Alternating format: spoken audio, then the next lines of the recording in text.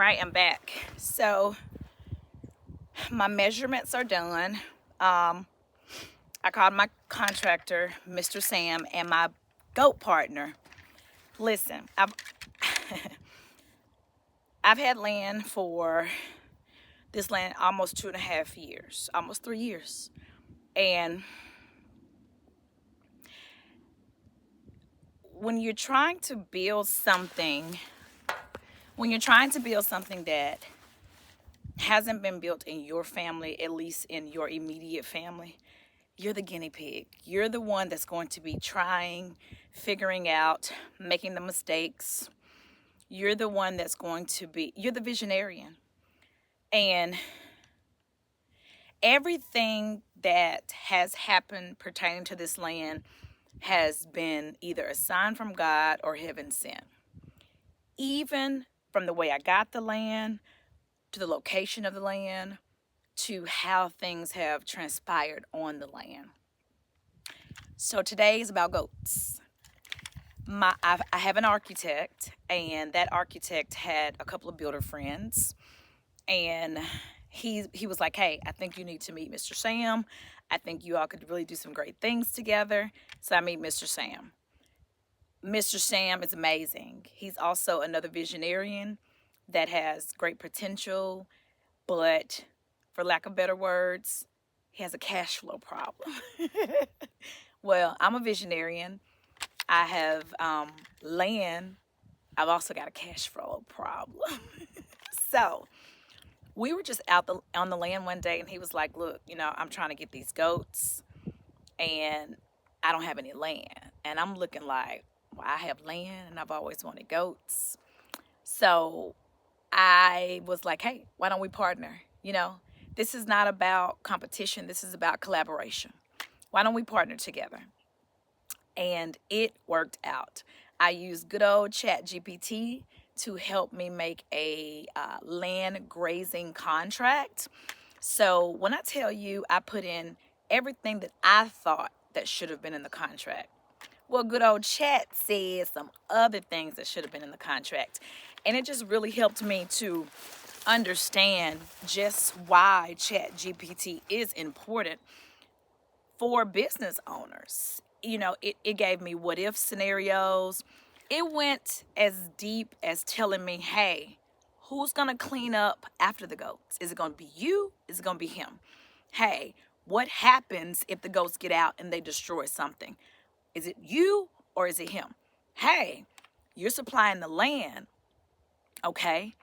It's his responsibility to make sure he gets a farmhand out there. The farmhand is responsible for everything that the goats do, eat." It was just very thorough. And I'm sure there's still going to be some instances when things are going to happen that as they arise, we tackle them. But the foundation of the contract is amazing. So I'm saying, hey, use ChatGPT, let it help you get these contracts together, and get to business.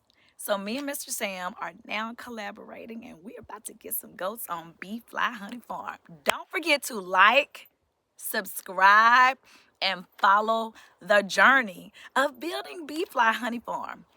Guess what? He has a dozen goats coming. I have the first right of refusal. So when those goats have babies, he can't sell anybody but to me first. So not only am I establishing a relationship with Mr. Sam, I'm also building my own herd. Our contract is only for 2 years. He can choose to renew it, or he can get his own land and decide that he doesn't want to be here anymore. So there are so many avenues and things that landowners can do. You have contracts of people that don't have land, but they have animals. I have people that want to get into beekeeping, but they don't have land. I can give them a corner of 2 acres and they can put their bees out there and they can come and maintain their bees. I'm not responsible for your bees. You're responsible for your bees. You can lease the land from me for that. So when I tell you I am learning so much, just exploring and digging deep, trying to figure out how to make everything that I have profitable, from the preschools to the rental properties to the empty lots to the farm. And this season of my life, I'm so tired of just acquiring things and they're not being profitable. I'm sorry if I'm spitting. It is sickening. I am tired of paying notes and bills on things and they're not bringing me any yield. So I had to get quiet. I had to get in my journal. I had to talk to God and say, you're going to have to order my steps and guide me, because clearly there's nobody in my life right now. Even my mentors have other things going on. And you get to a point where you don't want to bother a person with all of your everything. Sometimes you have to save yourself. It's just you and God. It's just you and God sitting down saying, hey, I need clarity. I need understanding. I need guidance, because I am lost, confused. And did I say confused? But when you get deep in prayer, you do those brain dumps and you just truly try to figure out, what is it that you want for me and my life, God? I know what I want. The question is what God wants and what you want, are they aligned? Because if they're not, it's going to be a constant tug of war.